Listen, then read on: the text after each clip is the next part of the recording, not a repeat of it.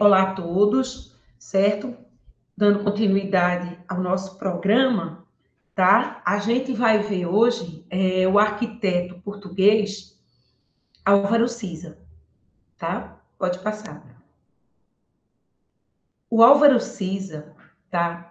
Álvaro Joaquim de Melo Siza Vieira, pode ser considerado, para nós brasileiros, fazendo um paralelo, como se fora nosso mestre Oscar Niemeyer, certo? Oscar Niemeyer está para o Brasil, assim como Álvaro Siza está para Portugal. É bem verdade que ele nasceu em 1933 e Niemeyer era mais antigo, mais velho, certo? Mas o Álvaro Siza já está com quase 90 anos de idade e vivo, né? E, assim, é um arquiteto de grande importância em Portugal, tá certo? É um mestre vivo da arquitetura portuguesa, é o maior nome, sem dúvida, da arquitetura portuguesa, certo? E ele, é interessante a gente ver que ele, como é de 1933, estudou, né, na década de 40, final de 49 a 55, na Escola de Belas Artes do Porto, e onde tá lá era um berço da modernidade portuguesa. Até mesmo tão importante quanto Lisboa, né, que são as duas maiores cidades portuguesas. Lisboa, capital, e o Porto, que é uma cidade, uma região muito próspera, né? Uma cidade linda, com patrimônio riquíssimo, que eu tive o prazer de já visitar diversas vezes. E lá, no Porto, é onde se encontra uma faculdade tradicional, tá? Com a linha moderna de base, que é uma referência para todos nós que estudamos modernidade ibérica, né? A modernidade portuguesa, espanhola. Então, quando eu estava fazendo meu doutorado em Barcelona, na ETSAB, lá na UPC, sobre a forma moderna, entre 2002 a 2006, a gente convivia muito com os colegas portugueses, e principalmente do Porto, da Faculdade do Porto, que tinha essa tradição tão forte no seu ensino, na sua prática, na sua teoria, e que, sem dúvida, né, eu arriscaria dizer que eu acho até mais forte em modernidade do que Lisboa, certo? É mais ou menos como Barcelona e Madrid, né? Barcelona é onde tem os maiores estudos sobre a modernidade, onde eu tive o prazer de estudar com professores como Hélio Pinhon, Teresa Rovira, Cristina Gaston, que perduram, né, que perpetuam esse conhecimento sobre modernidade. E até hoje eu faço parte desse grupo ibérico, espanhol, no caso, catalão, né, por que não dizer, da universidade onde eu tenho vínculos até hoje. Então, assim, Álvaro Siza é a referência portuguesa maior, de maior peso, tem essa influência na sua formação muito forte da modernidade portuguesa, da ODAN, que é a Organização em Defesa da Arquitetura Moderna, dos anos 40 no Porto. Vem do mestre, de um dos primeiros professores daquela escola, o Fernando Távora, certo?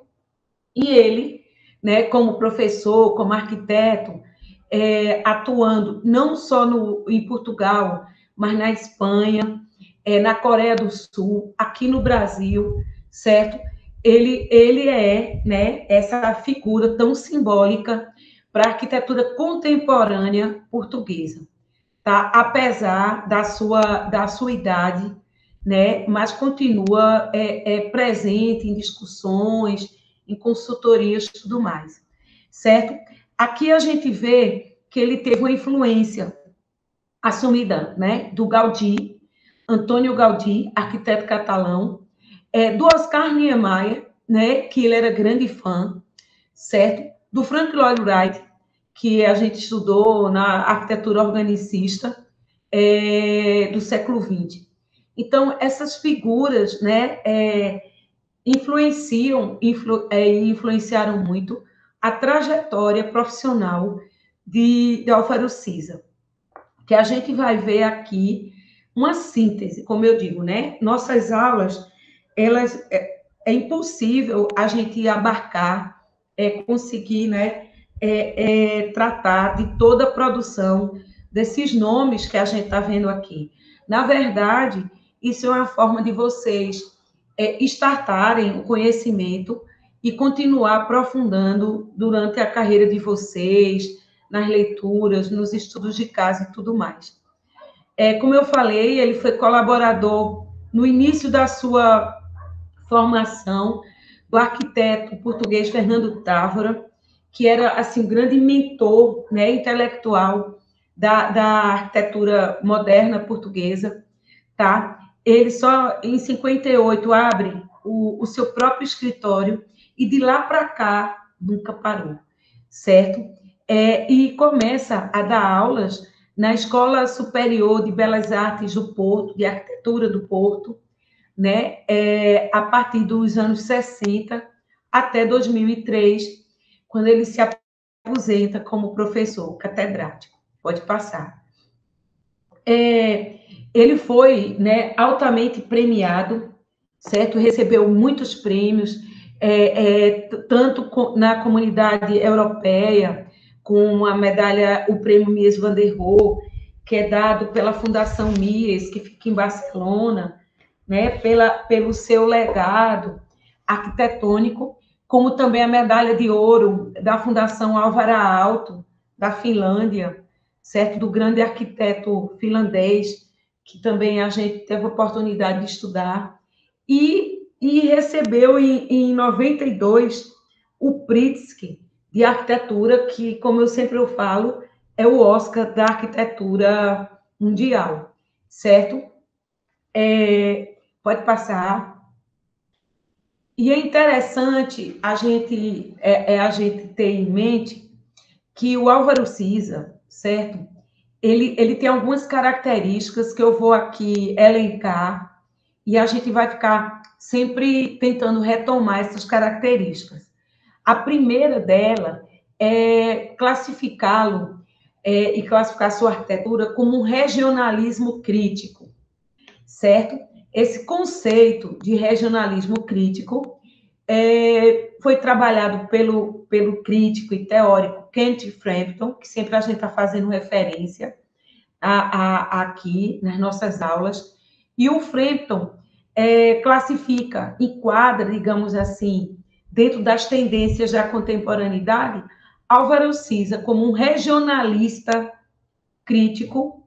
Por quê? Porque ele dialoga as técnicas construtivas tradicionais, a tectônica tradicional daquele meio, né? Há uma preocupação com o lugar no qual ele vai fazer a obra.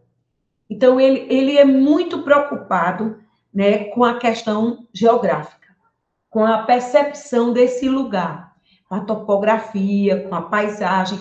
E se a gente observar desses arquitetos que a gente tem estudado, é impressionante a gente ver, né, como vimos em Paulo Mendes da Rocha, o próprio Oscar Niemeyer, e, assim, essa relação que eles têm do enquadramento da paisagem, do diálogo com essa paisagem. E eu acho que isso é uma coisa que a gente tem que trazer para a contemporaneidade, para os nossos projetos, e ter como princípio básico da nossa arquitetura, de fazer arquitetura. Esse respeito, não é, com esse lugar.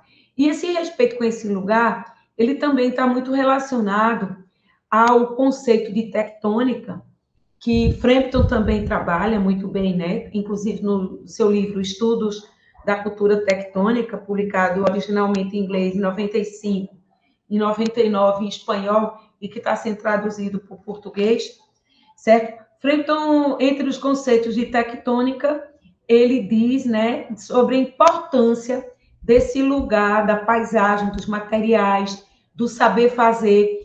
E aí eu acho interessante, porque quando a gente vê que o regionalismo crítico de Álvaro Siza retoma técnicas construtivas desses locais, tem tudo a ver essa relação.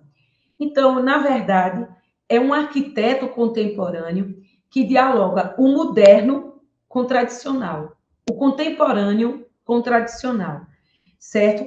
E demonstrando uma nítida influência do arquiteto finlandês Alvar Aalto, certo? Que foi um nome, né, importante dentro da modernidade nórdica, mas também com um estilo próprio de volumes mais compactos, predominando não tanto as transparências espaciais, mas o jogo entre cheios e vazios, certo?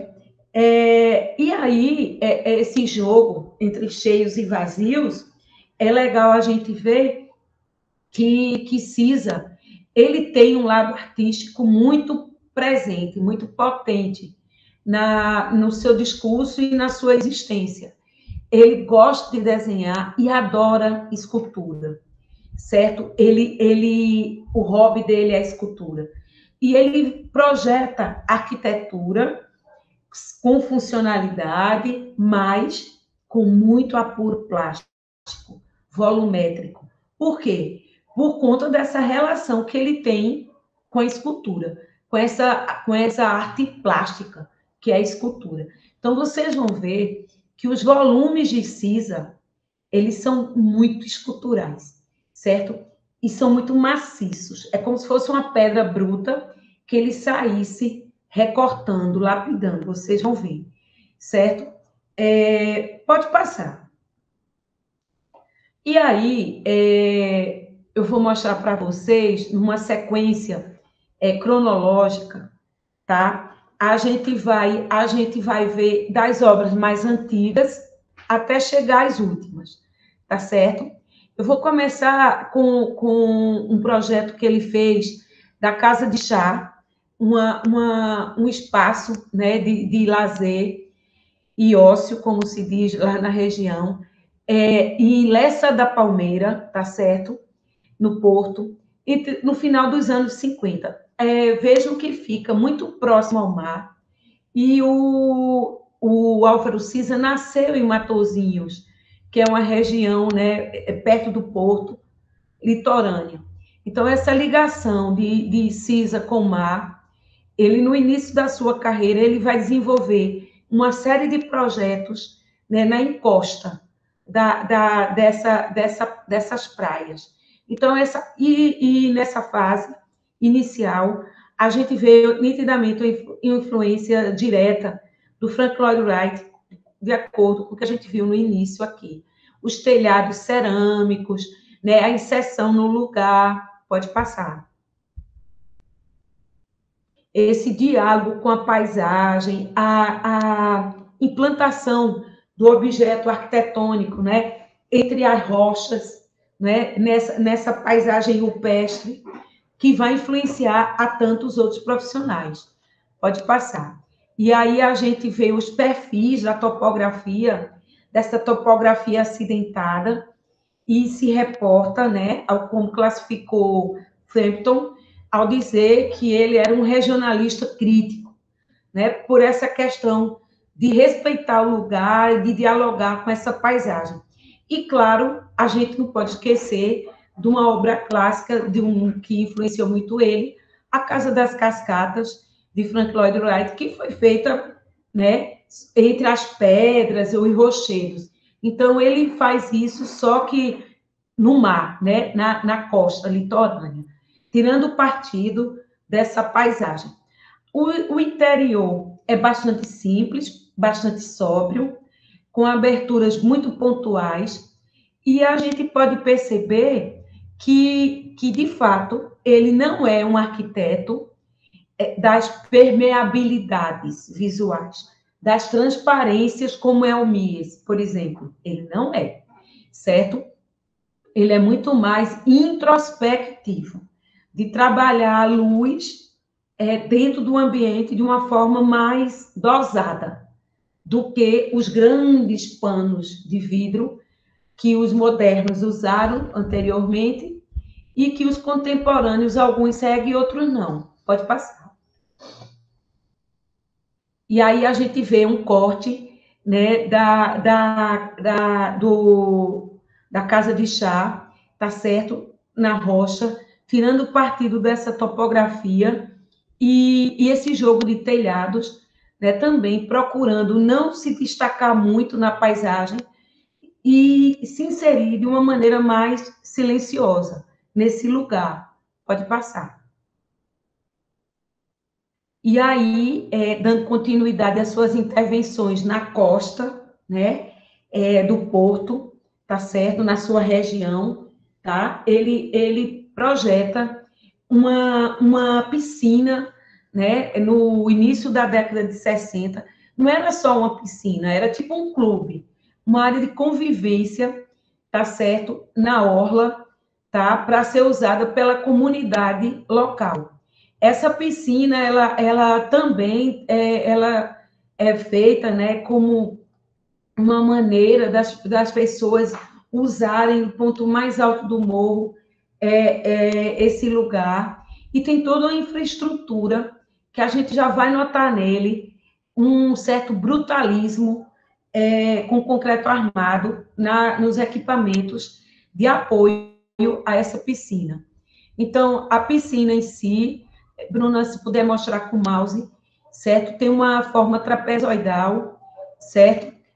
Tira partido das locas naturais da rocha, né? E faz esse apoio aqui paralelo, tá certo? Oposto ao mar, tá? Onde vai ter bateria sanitária, lanchonete, guarda de materiais, vestiários, né?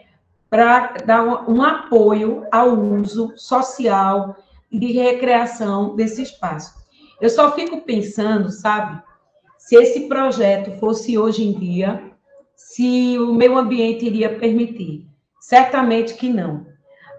Esse projeto, a gente sabe que ele foi feito no início dos anos 60, e era uma época que essas questões ambientais, de ocupar a orla, não era tão vigiada, tão fiscalizada quanto é hoje, né?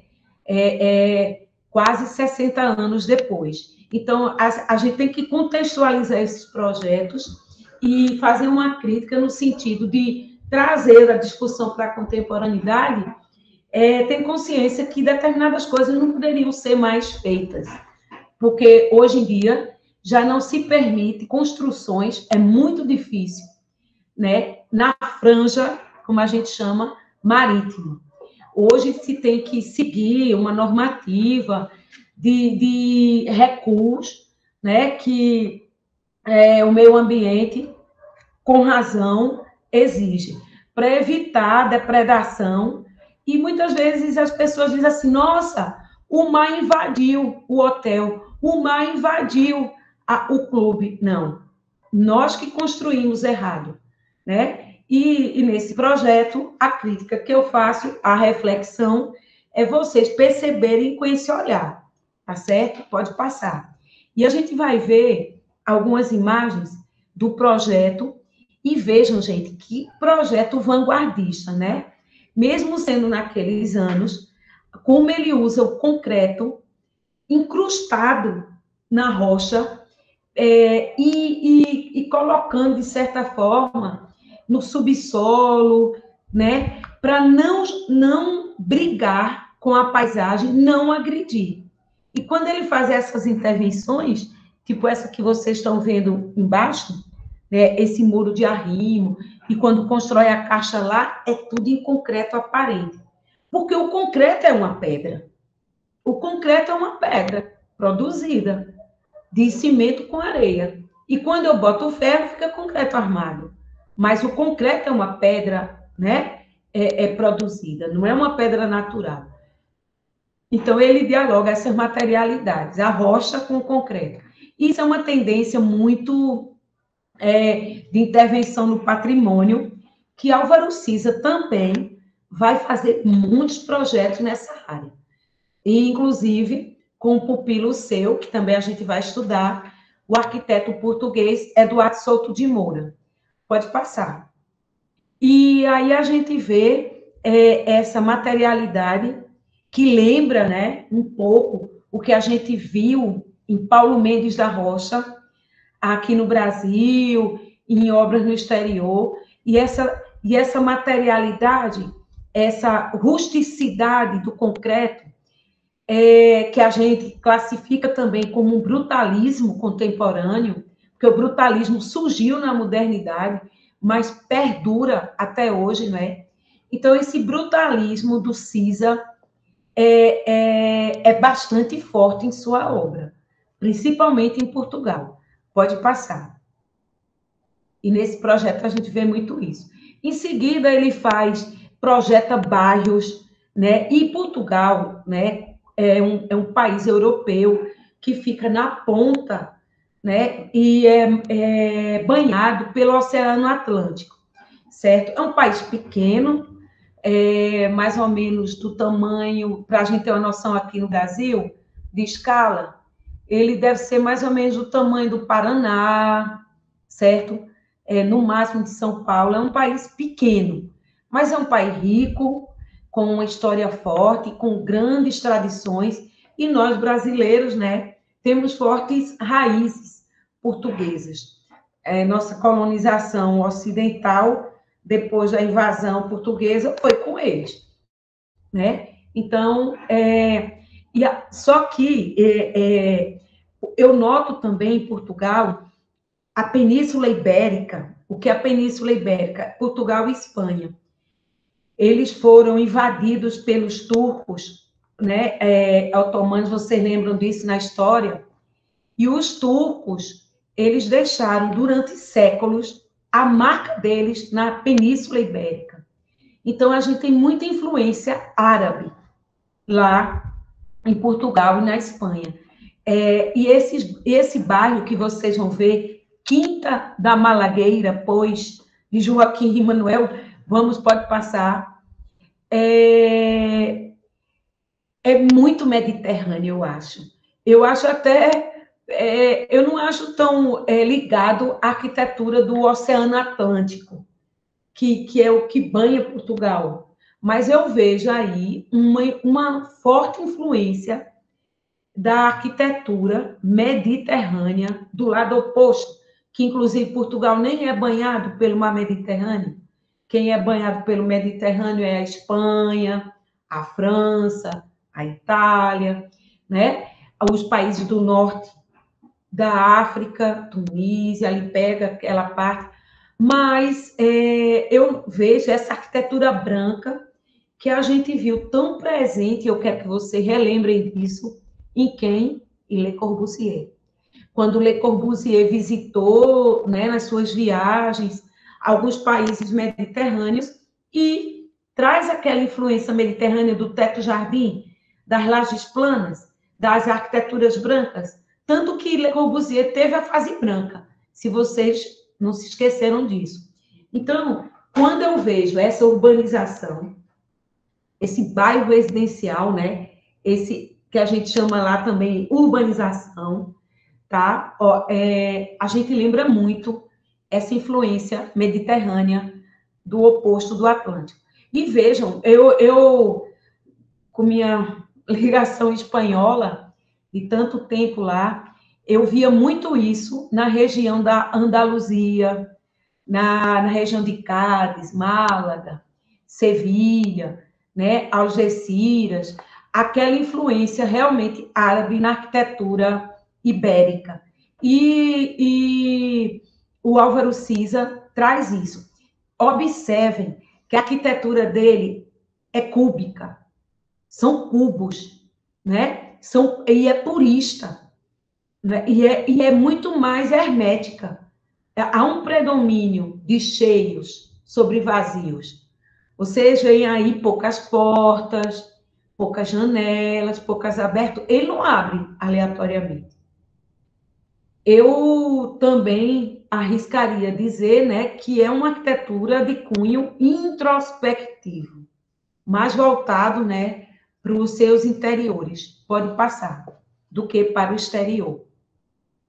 Uma vista, e aí eu me lembro demais dessas cidades ibéricas, dessa influência árabe, porque os árabes constroem assim, em Marrocos, tá entendendo? Marrocos, a gente vê muito isso, tá? E lá, como eu falei, no sul da Espanha. E o CISA faz, né, em Portugal, como eu falei, que está mais em cima um pouco, essa linguagem das volumetrias brancas. Pode passar. E aí, a gente chega no projeto que ele participou da equipe da instalação da Faculdade de Arquitetura da Universidade do Porto, que eu aqui digo para vocês que é uma faculdade maravilhosa, minha gente. Se vocês quiserem fazer intercâmbios, mestrado, doutorado, passar um tempo, inclusive quando tinha o programa Ciências Sem Fronteiras, do governo federal, não sei se vocês lembram, muitos alunos brasileiros e meus pesquisadores foram para o Porto. E legal, porque até hoje, no Porto, como eu disse, a tradição do ensino é de cunho moderno, entende? Então, é de uma arquitetura mais purista, menos exagerada, racionalista, funcionalista, nos dias de hoje, né? Então, o CISA, ele participa desse projeto, tá? Projetando toda a escola com seus blocos de sala de aula, de reitoria, todo o programa que uma faculdade grande, né, com pós-graduação, laboratório, salas de professores, ambiente de convivência, que a Faculdade de Arquitetura do Porto tem. Pode passar. Ela é uma arquitetura muito também limpa, certo? E o Porto, gente, é uma cidade histórica. É uma cidade histórica belíssima, medieval, certo? Muito com montanhas. Tem um rio que corta toda a cidade, certo? E tem uma ponte metálica linda que foi projetada pelo Eiffel, o mesmo Gustavo Eiffel que fez a Torre Eiffel em Paris, projetou lá essa ponte. E a cidade tem o bairro de Gaia de um lado e tem a parte antiga do Porto do outro. E ela é muito montanhosa, com essa topografia que vocês estão vendo. E aí, a faculdade foi construída no alto. Bruna, mostra, por favor.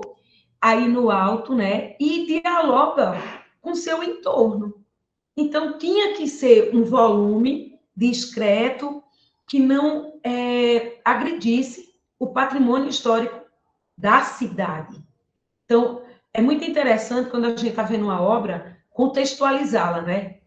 Porque, às vezes, quando a gente vê só a foto da obra e não vê onde ela está inserida, a gente não tem noção da importância desse lugar. Então, assim, esse projeto, né, realmente, eles respeitam esse lugar o máximo possível, essa encosta, essa topografia. Pode passar. E aí a gente vê alguns ângulos da faculdade. Vejam que são volumes, né, de concreto aparente, tá? Muito, muito puro. E também que eu vejo uma forte influência de um arquiteto norte-americano, Louis Kahn, certo? Que também trabalhava com essa leitura lá na América do Norte. Então, era como tipo uma tendência, digamos assim, de se produzir uma arquitetura universitária, certo? Pode passar.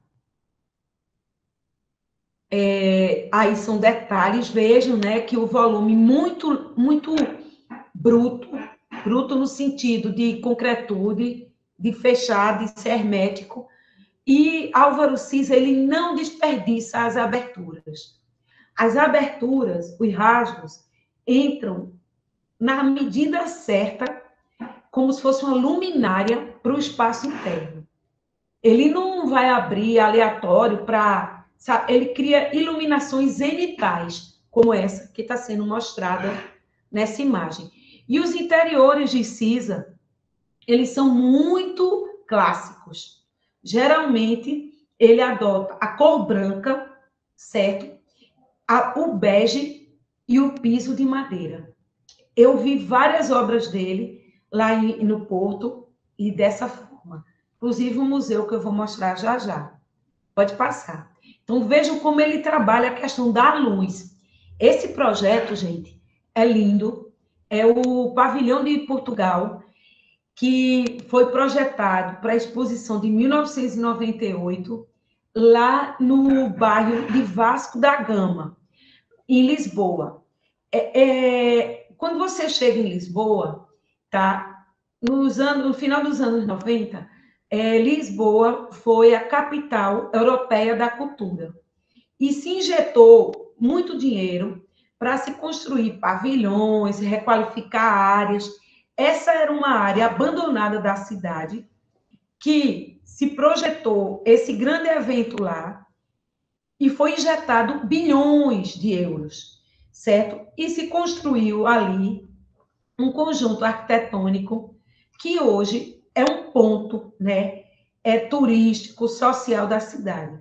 Nesse lugar que chama Vasco da Gama, tem um grande terminal de metrô e de trens, projetado pelo Santiago Calatrava, que a gente vai estudar. Tem shopping, tem loja, tem tudo, e tem os pavilhões que ficaram, né, da exposição até hoje, certo? Esse vão é enorme, gente. Tem aproximadamente uns 200 metros, se eu não me engano, certo? Ele fica, é como se fosse uma lâmina suportada apenas nessas duas bases, certo? E onde essa lâmina ou casca de concreto, como se fosse uma argamassa armada, ela é suportada apenas nessas pontas, tá certo? E esse grande vão vencido.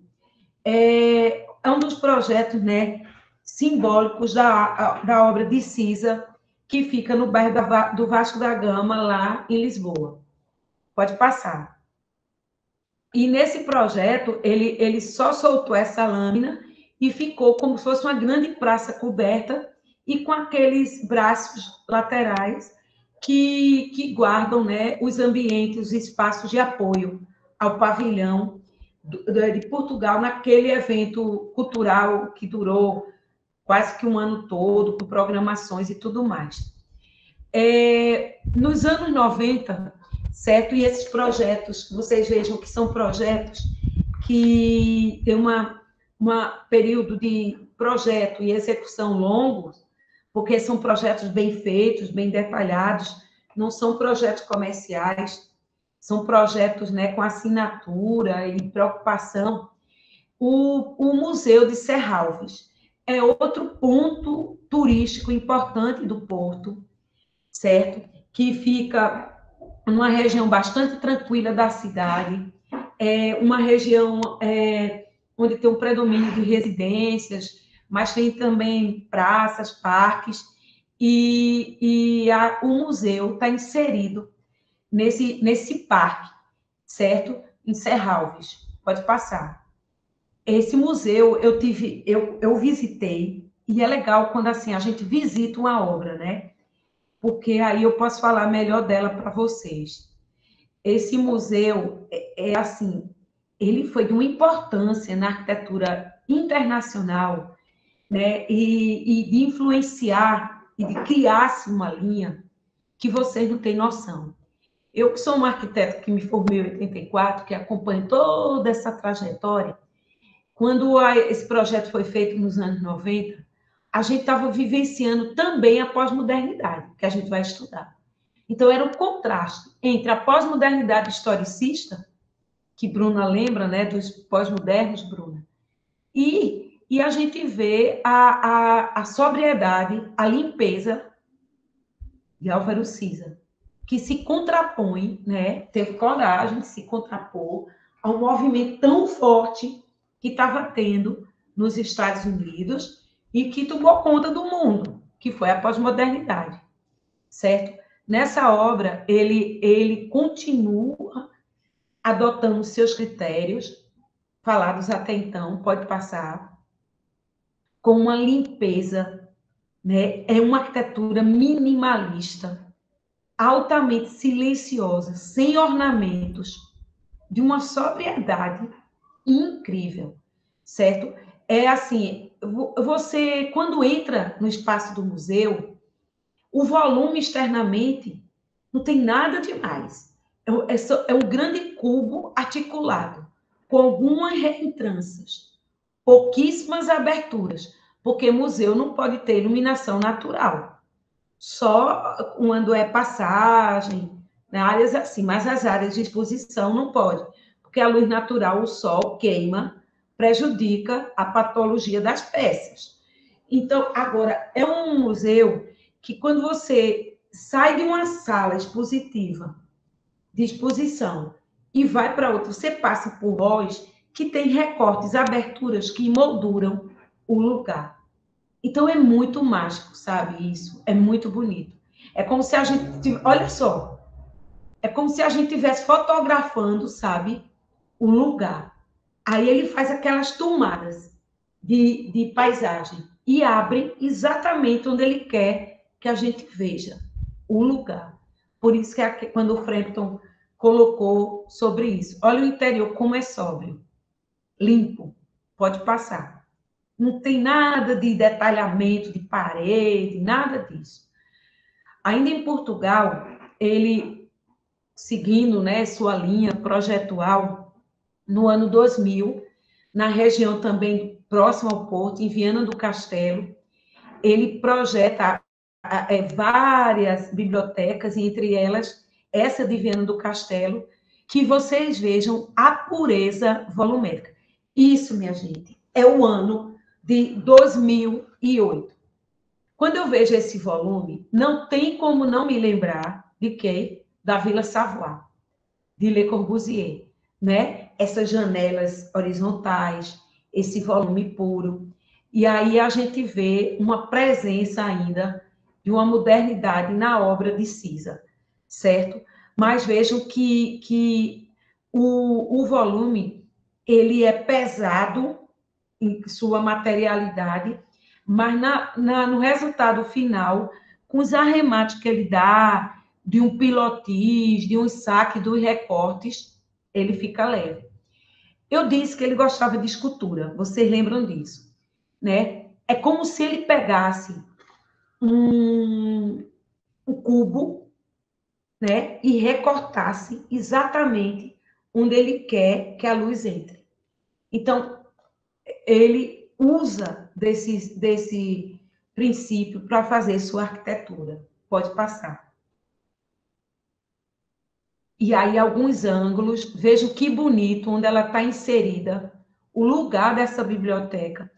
As bibliotecas europeias, tanto em Portugal quanto na Espanha, certo? Elas estão muito presentes em toda a cultura ibérica, certo? É um equipamento muito forte socialmente, tá? E quem for projetar bibliotecas é uma coisa, assim, é um espaço, um equipamento que parece que o Brasil esqueceu que a gente precisa de bibliotecas, né? Mas a biblioteca, para quem mora em casas com muita gente, que não tem lugares de estudar, né, de fazer os trabalhos em equipe e de consultar, a biblioteca não é só o lugar de consultar o livro, mas é também o lugar de estudar, de ler, de fazer um trabalho.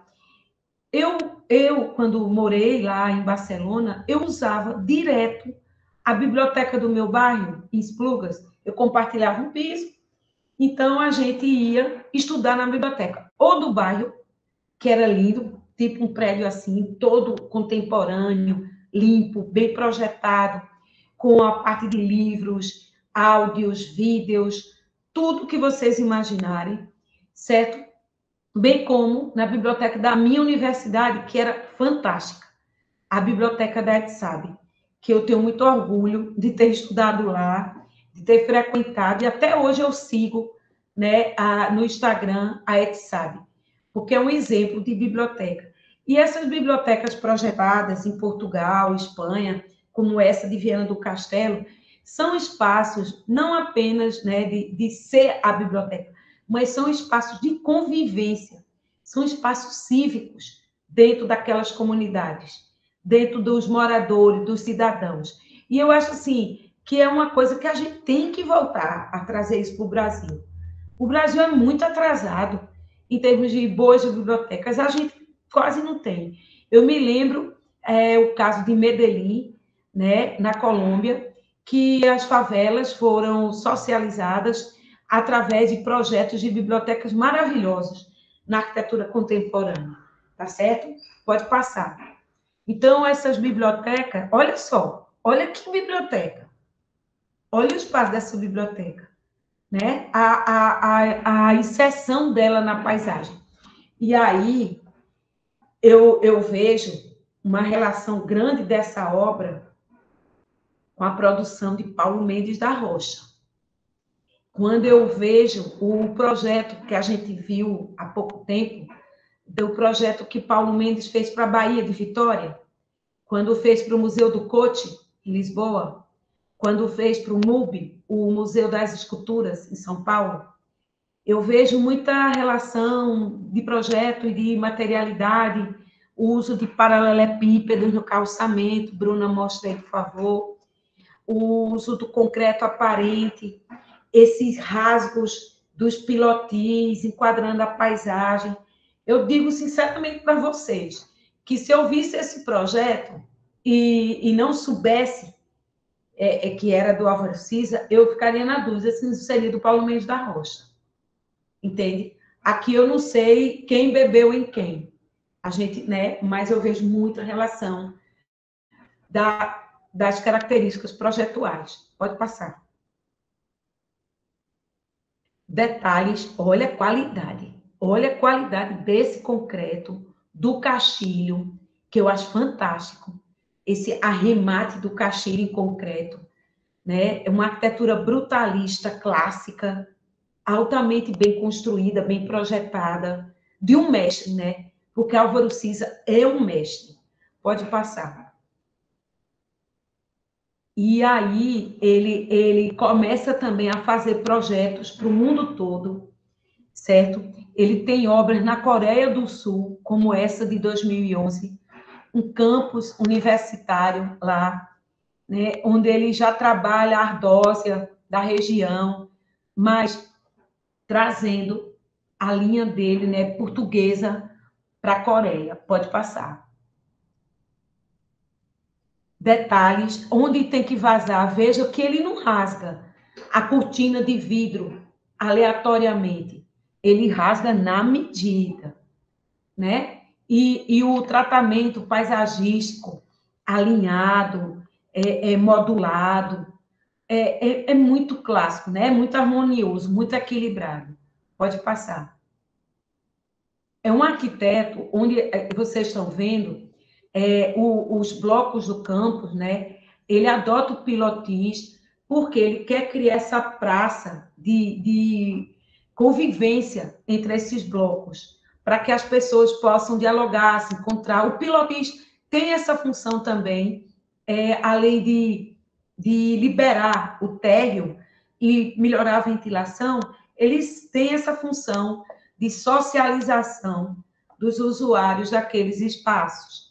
Pode passar. E são coisas, gente, que se mantêm, porque esse projeto é novo, né? Tem 20 anos. E agora eu vou mostrar para vocês, tá certo? E uma obra que ele projetou aqui no Brasil, é a única obra dele em território brasileiro. E eu convido, assim, a todos nós que moramos aqui, certo? Quando viajar, quando tiver oportunidade de ir no Rio Grande do Sul, em Porto Alegre, visitar essa obra. Eu gosto sempre de unir o útil ao agradável. Quando eu procuro ir a um congresso, quando eu vou a um congresso, quando eu vou dar um mini curso, alguma coisa, eu sempre faço antes uma lista de boas obras que tem naquela cidade, de boas intervenções, e faço o meu roteiro, eu dou um jeito para tentar ir lá. Né? E como professora de Teoria e História da Arquitetura, de Arquitetura Brasileira, Universal, eu tenho que visitar esses lugares. Porque, como eu digo para vocês, é melhor ver uma vez do que ver 10. E, assim, tive o prazer de visitar essa obra, de estar nela, certo? De senti-la, porque é outra coisa quando a gente vê, né? E visita. Essa obra pode passar. Essa obra foi foi concluída em 2008, certo? 18, 10, 21, 13 anos de inaugurada, certo? E eu tive lá, assim que eu voltei do meu doutorado, e estava todo mundo falando, tal, e teve um docomomo em Porto Alegre, e fui visitar essa obra, certo? Eu ficava muito curiosa. Eu via a obra, mas eu não sabia onde ela estava, como ela estava inserida. E aí vi que ela está, né, num pontão do Rio Guaíba, certo? Que é um grande rio. Porto Alegre não tem praia, é uma cidade, é uma capital no interior do Rio Grande do Sul. Mas ela tem esse rio que é enorme, largo, que parece um mar, de tão largo, certo? E a referência dos gaúchos, de Poa, que chama Porto Alegre. Ela fica nesse pontão, né? Assim que dá uma volta. Eu achei o lugar onde ela está inserida é bonito, mas eu achei o lugar apertado. Quer ver? Volta aquela imagem, Bruna. Por que eu digo que é apertado, minha gente? Porque isso aqui, onde Bruna está mostrando a seta, é um paredão rochoso, entende? Uma encosta de pedra com vegetação. E só ficou essa pequena franja para inserir o museu. Eu acho que se ele tivesse sido implantado num lugar mais aberto, mais solto, ela poderia ter melhores ângulos na paisagem, como as de Portugal, por exemplo, como o Serralves, que a gente viu, como o pavilhão de exposição. Eu achei que o museu ficou um pouquinho imprensado no terreno. Assim, a crítica, análise do lugar que eu faço, certo? E pela proporção do museu. Mas vamos lá. E aí vocês estão vendo em planta esse pontão, né, o asfalto aqui, e quase na curva. Eu também achei isso um ponto de dificuldade de acesso. Quem vai de carro não tem quase lugar assim para estacionar. Se for de transporte público, você pode tomar um ônibus ou alguma coisa e descer nas imediações. E tem um pequeno estacionamento no subsolo. Pode passar. A gente vê que a planta ela tem uma articulação entre um volume puro e um volume mais orgânico, mais curvo, né? É onde ele vai trabalhar esse volume curvo como se fosse uma escultura retalhada. Agora, a modulação, né? A trama ordenadora da planta, ele se dá o luxo, digamos assim, de soltar as curvaturas, né, nessa parte onde é a rampa, as passarelas do museu, que é a parte curva, pode passar. Mas o espaço museográfico é mais racional. Então, quando a gente vai vendo, e é uma sobreposição de lâminas, certo? Com diferentes formas e que são vazadas por mezaninos, certo? E desníveis. Então, assim, o que liga são as passarelas, que são como pontes que vão ficando sobre os pés direitos duplos, mezaninos, e chegam em determinado lugar. Você olhar a planta assim e entender, não é fácil, certo? E até lá, para a gente perceber isso, não é um espaço racionalista, não é. É um espaço orgânico. Olha aqui. Aqui a gente vê melhor, tá vendo? Esse bracinho que vocês estão vendo é a rampa de acesso, que vai, chama, tem um grande mezanino, ó, vazado que leva para essa ala aqui. Aí no outro pavimento, ele já alterna. Aí fica fazendo uma brincadeira espacial de cheios e vazios. Agora, o que interliga? A rampa. A rampa que vocês estão vendo aqui, nessa ponta, onde tem esse pilarzão preto, certo? E entre a rampa, outro espaço vazio, o mezanino. Nesses anexos que vocês estão vendo cinza clarinho aqui, aí a cafeteria, é a livraria, é térreo, é baixinho, certo? E lá embaixo, no subsolo, é aquela lâmina reta, pode passar. E a bateria sanitária sempre é no mesmo lugar. Pronto, aí no corte vocês entendem bem direitinho a questão, né, que eu estou explicando. Ele tira partido dessa topografia acidentada, enterra um subsolo, certo? Joga aqui nessa parte esses equipamentos que eu falei, da livraria do museu, da loja do museu, da cafeteria, certo? Trabalha no subsolo e nessa caixa mais alta são os espaços de mezanino e exposição. Pode passar. Aí a gente vê outro corte, tá vendo? Aqui tá vendo essas caixinhas quadradas? As caixinhas quadradas são os cortes na rampa, porque ela vai fazendo uma curva e arrodeando o prédio, certo? E ó, tá vendo que ele é todo com mezanino e o pé direito muito generoso, né? Muito alto, pode passar. Pode passar mais um corte para vocês entenderem o projeto. Eu acho que o corte explica muito. E a gente começa a ver as fachadas. As características de Álvaro Siza, como nós falamos, é o volumezão fechado, com pouca abertura. Pode passar. Outra fachada leste, pode passar. Nessa sul, é o ponto, né? É aberto só ali naquele lugar específico. Como eu disse, é um espaço de museus, e museus não podem ter grandes aberturas. Pode passar. É interessante ver essas volumetrias, por que elas são assim, né? Por conta do uso, da funcionalidade. Então, a forma dialoga com a função. Pode passar. Pode passar. Esboços do arquiteto para o projeto. E aí a gente começa a ver algumas fotos do projeto finalizado.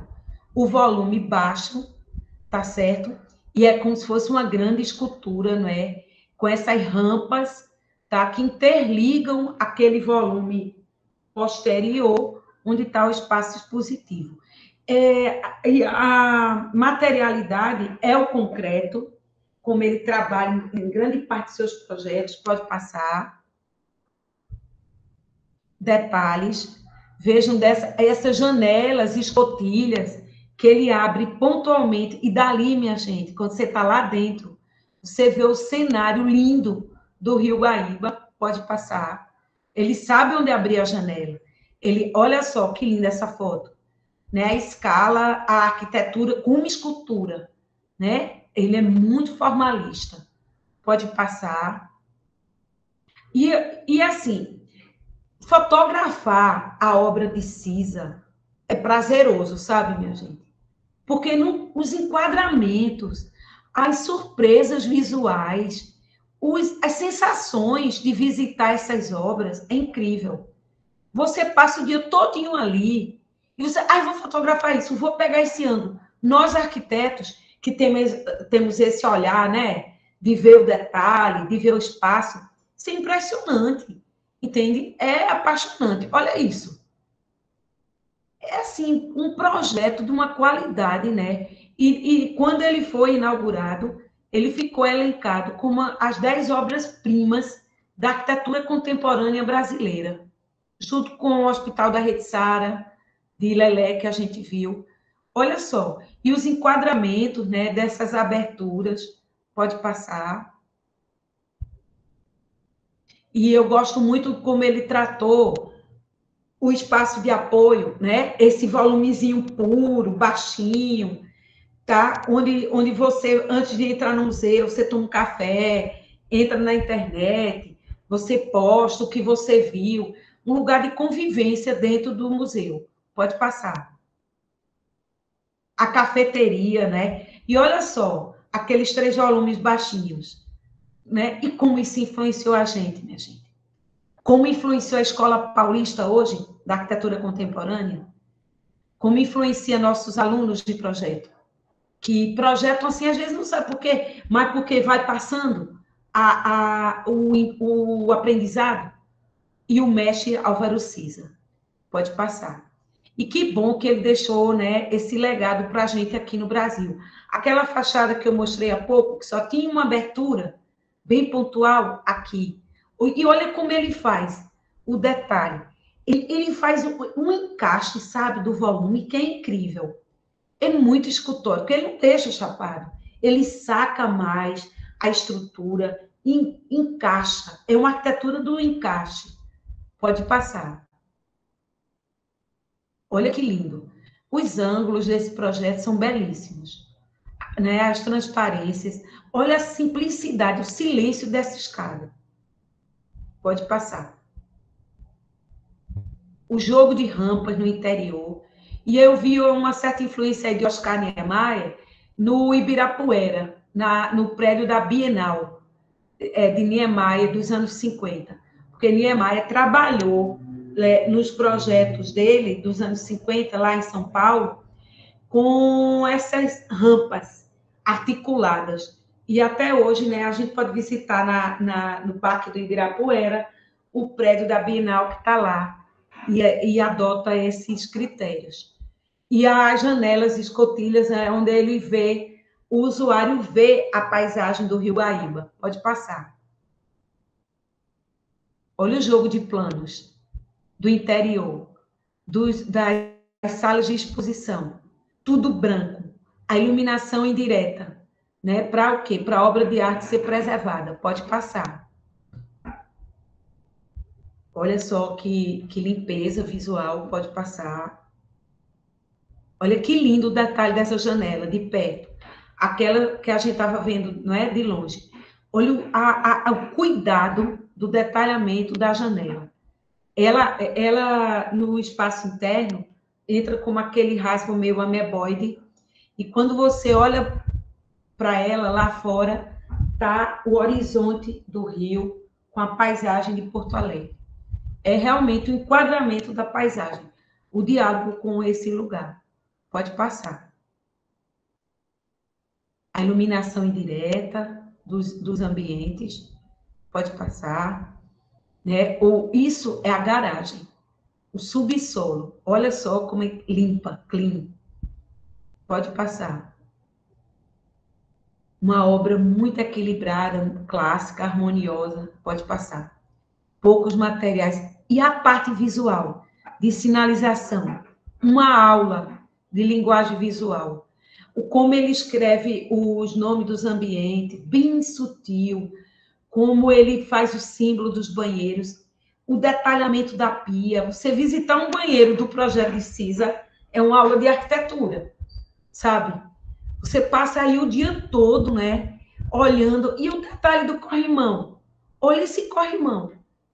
Uma chapinha metálica que me lembrou também muito Paulo Mendes da Rocha, né? No MUB. Pode passar. Olha, o encontro dos materiais é tudo modulado, é tudo detalhado, é misiano.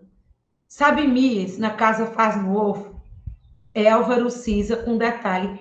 E ele usa o mármore branco, no máximo o de Carrara, o bege Bahia, só. E tudo cortado exato, com a cota exata, tudo, sabe? É incrível. Pode passar. Detalhes de pias, pode passar. O mobiliário tem tudo a ver, a iluminação, nada é aleatório nesse projeto. Olha só, tudo desenhado pelo arquiteto. Pode passar.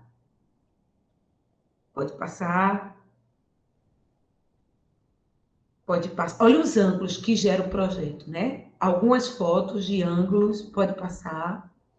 E aí, gente, para encerrar, eu vou deixar um link que a Bruna vai abrir aqui, tá certo? Que eu quero que vocês visitem.